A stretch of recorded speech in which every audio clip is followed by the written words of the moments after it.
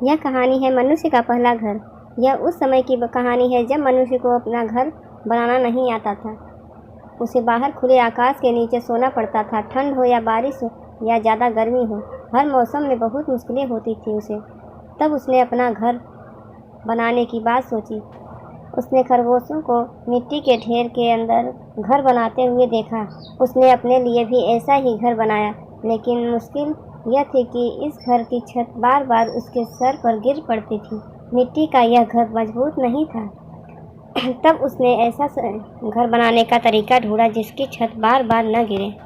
इसलिए उसने एक पेड़ की शाखाओं को थोड़ा थोड़ा काटकर पूरे पेड़ को एक छतरी का आकार दिया। उस पेड़ की छतरी के नीचे वह आराम से सो सकता था, लेकिन इस घर में भी वह ठंड, बारिश और गर्मी में पूरी तरह नहीं बच पाता था। उसे एक ऐसा घर चाहिए था जो कि मजबूत भी हो और चारों ओर से बंद भी हो, लेकिन ऐसा घर बनाना तो उसे आता ही नहीं था। एक दिन वह जंगल के पास वाली नदी के किनारे पर घूम रहा था। वहाँ कुछ गीली मिट्टी थी। मिट्टी में कुछ छोटे बड़े पत्थर पड़े थे। उसे औजार बनाने के लिए पत्थरों की ज़रूरत थी।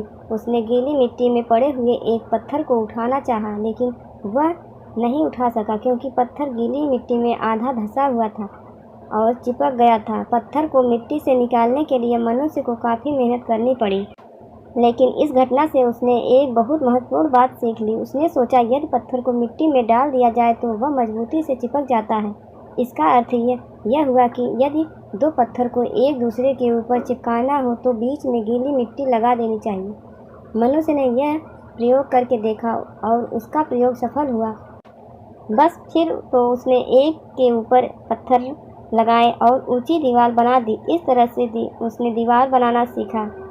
फिर उसने 3 और दीवारें बनाकर एक कमरा बनाया और छत बनाने के लिए पेड़ की टहनियाँ और पत्ते डाल दिए, और इस तरह तैयार हुआ मनुष्य का पहला घर।